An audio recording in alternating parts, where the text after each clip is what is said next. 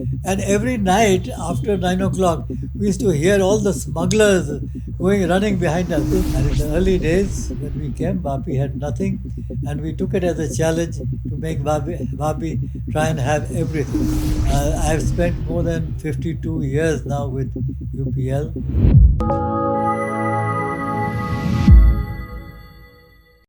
Hello friends, I'm Mansh. Welcome to my show. Today we have Rotarian Kalyan Banerjee, retired director of UPL. Welcome, sir. Thank you. Sir, when you were a child growing up in Kolkata, what kind of student were you? Curious, disciplined, or playful? I think I was studious and always curious about things that I was trying to learn. I was always playful. I don't think I was very attentive and very disciplined in my class. Did you have a best friend growing up? Are you still in touch with him? Well, I had so many best friends, but there were several schools that I were used to study in when I was small. But I think they're all old now. Many of them probably have, some of them probably have died, as a matter of fact, because I myself am 82. So I guess those friends would have died. So, but I certainly did have a lot of friends, both boys and girls. So that was because I was studying in a co-educational school always. That was, that's how it was in those days. As a Bengali, what are your three favorite food items? Well, I always love rasgullas, and Bengalis love their dahi, curd, which is always sweet dahi. So rasgullas, dahi, and something called sandesh, which is a nice little sweet meat that Bengalis are very famous for. Bengalis love fish, and we love the hilsa fish, also very well known to most, rather bony, and they used to come. The fish used to come from the East Pakistan areas, but they were really very tasty. So these are the things I like. Sir, what are your hobbies? And what do you enjoy doing in your free time? Well, my hobbies at the moment are just reading. I love to read. Particularly, I love reading about people and something about places, new places that are being. For example, right now I like reading about going on in Iran, and what kind of people they are that they are able to stand up to what Americans and the Israelis are throwing against them. I love to know about the Israelis, for example. They are a kind of country that was created out of nothing. They had no home at all, no place, and they have made a little place for themselves. So these are the things I love to read about. The challenges before people and how they overcome them. When you look back at your childhood, what are the happiest moments you remember with your friends or family? Well, I think both were good. When I was studying in the IIT, Kharagpur Indian Institute of Technology, that's 4 years a course when you have, you develop a few friends and who are very close to you. You play tennis with, and go out and eat together. Maybe I met some of them. At least one of them I met in Canada. He has married a Canadian lady and is now settled in Canada. He is a few years older than me, that means more than 85. But that's how my old friends were. I don't know about the others, whether they're still alive or not.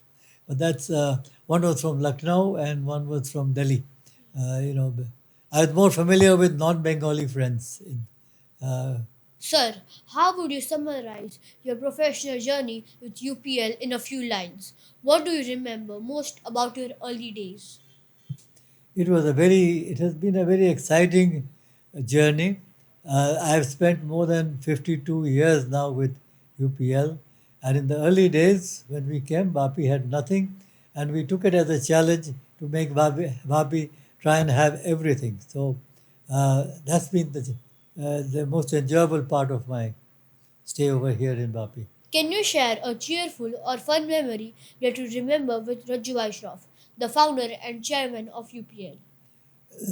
In those days, we used to stay in a bungalow which we had hired outside, very far away from the factory, but that was the only place in Vapi to stay in because Vapi had no houses other than the houses of the people who lived over here. And we were all outsiders coming in. And every night after 9 o'clock, we used to hear all the smugglers going running behind us. In those days, there used to be a lot of smuggling from Daman. People used to get the gold and silver and whatever else, all the jewelry, and they used to smuggle. They used to go right behind our homes and run and pass them on to the railways and send them to Bombay. So those were some of the fearful experiences that we had in the early days.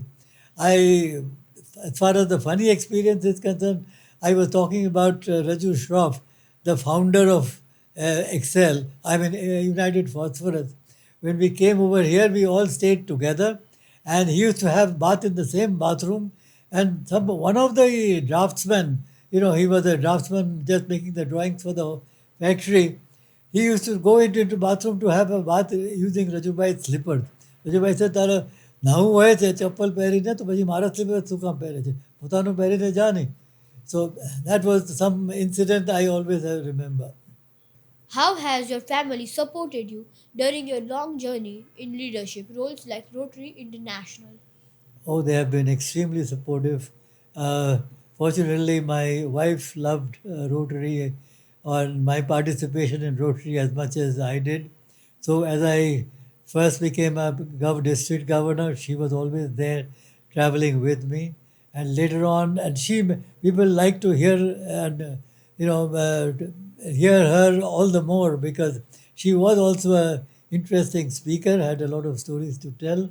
Then I became a director of Rotary, and then I became the president of Rotary. Went so she has traveled all through. Unfortunately, she got a kidney problem, and the kidneys failed, and she passed away despite two operations of kidney transplant. But that was a tragedy. My son and daughter, well, they were in school in those early days when I was doing the traveling. Today they are settled abroad, both happily married with their own families, both doing well. And they loved Rotary too. They are very happy to see me travel and up in Rotary through life. You became president of Rotary International. What is one memory from that time you will never forget? Well, there are, as president of Rotary International, there were just so many memories. It's full of it. Each country, each person had a different story to tell. But perhaps I think one of the more memorable one was going to when I visited London for the first time. I was received at the airport by one of the dukes.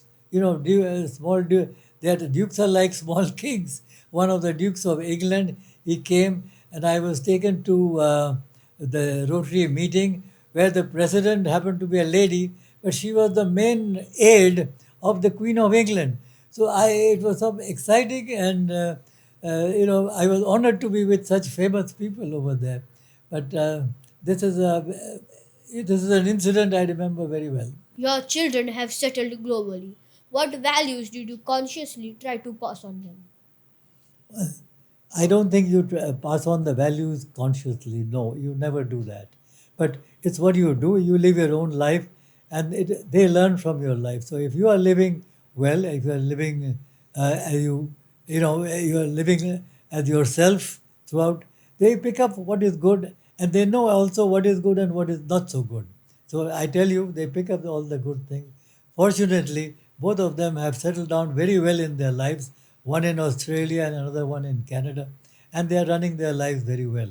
Both are now got their children, own children, and I have grandchildren who are now grown up altogether, having those same values. So, how did the idea of creating a biography or your life come up? Did you suggest it or did someone else encourage it?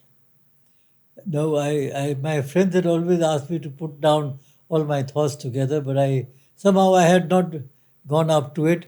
So it was the friends themselves who decided that some kind of a recording should be done, and they engaged a writer who is a professional writer to contact everybody who knew me, all my friends and all my acquaintances, and get the information of what I had helped in Vapi's development over the years, and that's how they all came up with the book.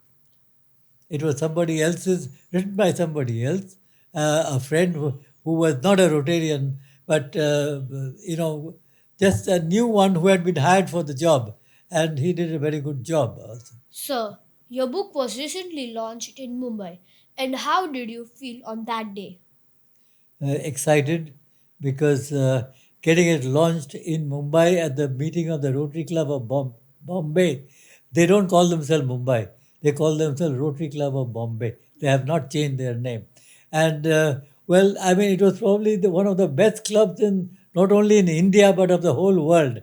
They gave more money to Rotary than anybody else. They have more members. Wonderful work they are doing. So to be launched by them at their regular club meeting was an honor that any author would be very keen to have, privileged to have. So I was privileged at that inaugural of the book. So, what is your book mainly about? Is it more about your journey, your experience, or your life lessons? I think it's more about not about my journey in Rotary or in life, but it's more about my experiences. As I said, something about the development of Vapi itself, coming up, building all the infrastructure in Vapi. The Industrial Association. I was one of its earliest presidents. I wrote, in fact, the constitution of the Vapi Industries Association, starting a hospital for the first time in Vapi because there used to be no hospital at all. Starting a college, medical college, not medical college, but starting a management college, college in Vapi. I've always wanted to start an engineering, which I could not, but perhaps someday I will. I don't know. Has the author Ganesh done justice to your story in this book? I think he's done a tremendous job considering that, he and I did not earlier know one another. But from the way he has met people and gathered exactly the essentials of what really it is all about. What is it that I have done or helped to do? What is it that we have helped to achieve for Vapi in those days? He got it out very well. And I think he's done a outstanding job in very quick time. Is everything in the book completely real, or were some parts changed or simplified while writing? I think the book is all real. I don't think he has put any bit of imagination into it, but he has put it together all together as to what he has seen for himself. And having known about my life and my activities, what he makes of that, he has put it up very well together. So I don't think it's really anything that's really imaginary, but it's certainly a perception of what a person has been doing during his career as the president of Rotary. So it's a good chronicle of what really has happened. Last question. How do you think this book will help a reader? Well, that's an interesting question because naturally throughout my life I never thought about anything that I was doing, how it will change anybody else's life. But now that you mention it, I think it will change, yeah, because yeah, I think it'll help people to realize that you can do anything that you really want to do constructively, creatively. You can go wherever you want to go yourself and take others along with you.